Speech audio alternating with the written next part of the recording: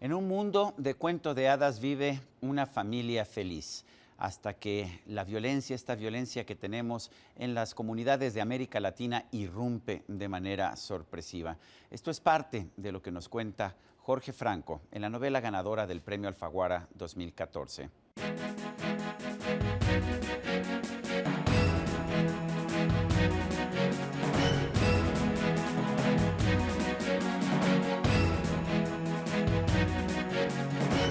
El mundo de afuera, de Jorge Franco, es una novela ganadora del Premio Alfaguara 2014 que nos presenta un contraste muy marcado. Para empezar, un mundo casi idílico, un mundo tomado de los cuentos alemanes, de estos cuentos tradicionales alemanes, en el que una princesa vive aislada del mundo. Y por otra parte, el mundo de la realidad, del secuestro, el mundo que vivimos con tanta frecuencia en los países de América Latina. Para mí es un privilegio tener aquí en la entrevista con Sarmiento a Jorge Franco, autor del Mundo Afuera. Jorge, gracias por estar con nosotros. Gracias por esta oportunidad de estar aquí con ustedes. Empieza uno a leer la novela y bueno, para empezar, lo atrapa a uno toda esta visión de este castillo mágico. Cuéntanos de dónde te surge esta visión, este inicio de la novela y este mundo de paz en el que don Diego pues coloca a su esposa Dita y por supuesto a su hija Isolda. Pues mira, todo esto tiene una base real. Existió y todavía existe este castillo en la ciudad de Medellín, pero existió, me refiero a que en esa época, en los años 60, años 70, yo fui vecino de ese castillo, de ese hombre, y pues para uno como niño era toda una invitación a la imaginación, a la curiosidad, querer saber qué sucedía allá adentro, imaginar cómo vivían estas personas.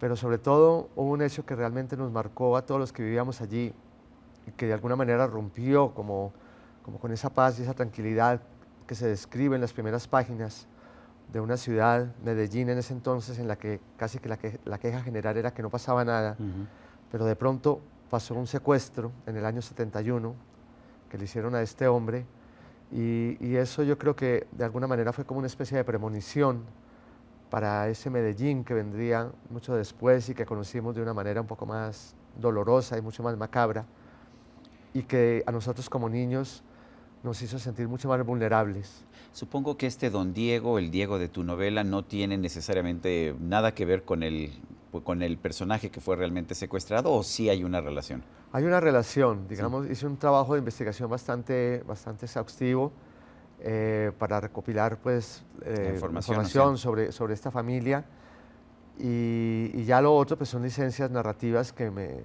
otorgo yo como novelista. Es una novela que está basada en un hecho de la vida real. Un hecho de la vida real. ¿Sí era este hombre, don Diego, alguien que había decidido encerrar a su familia en una especie de castillo de la pureza? Un poco, digamos que lo hace de una manera muy cariñosa, motivado por su amor y temor de padre, ¿no? de protegerlos de ese Medellín que comenzaba a descomponerse.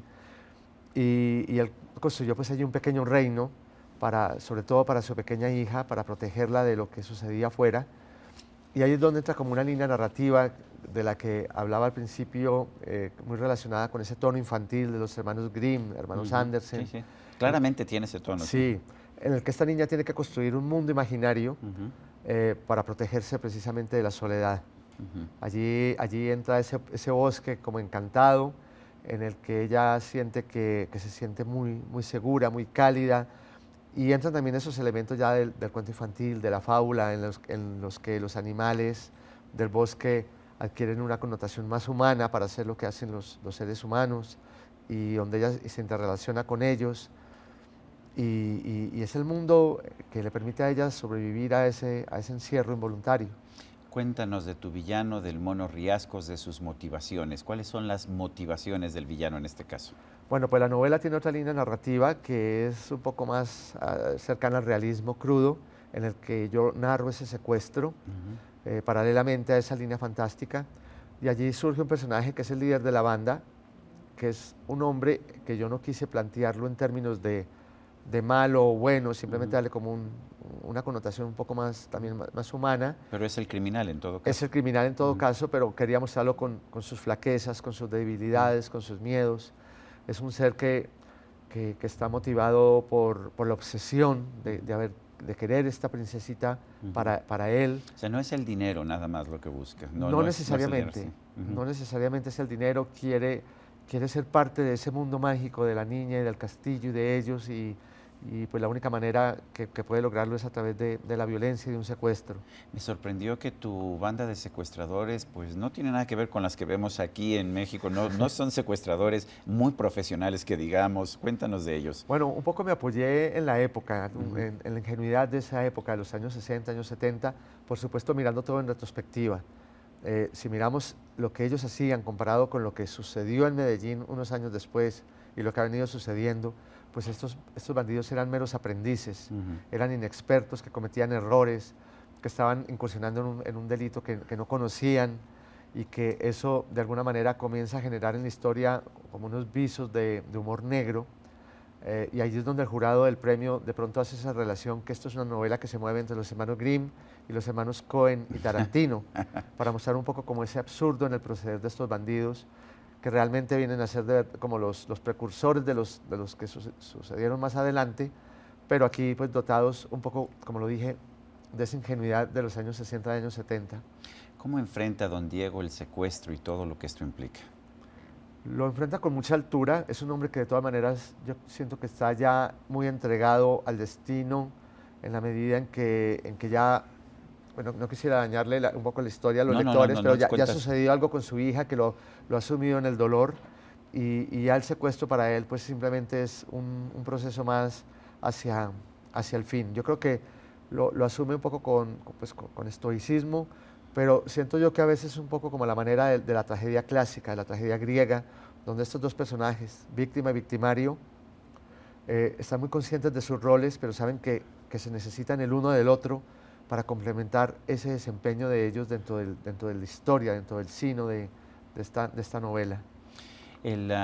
Cuando publicaste la novela o ahora que se está dando a conocer la novela, ¿no has escuchado voces de cuestionamiento de los personajes que estuvieron involucrados en estos hechos? Pues tuve algún cuestionamiento por parte de algunos descendientes, pero ya muy lejanos, que tienen ahora el control del Museo El Castillo. Y es un museo ahora, sí. Es un museo y un centro cultural. Quisimos hacer la presentación en Medellín, cuando viajé a Medellín a presentarla, porque sentíamos que era el sitio idóneo para hacerlo, el lugar donde ocurrieron los hechos. ¿Y qué te dijeron? Que no, pues que la novela no le hacía una justicia a la realidad.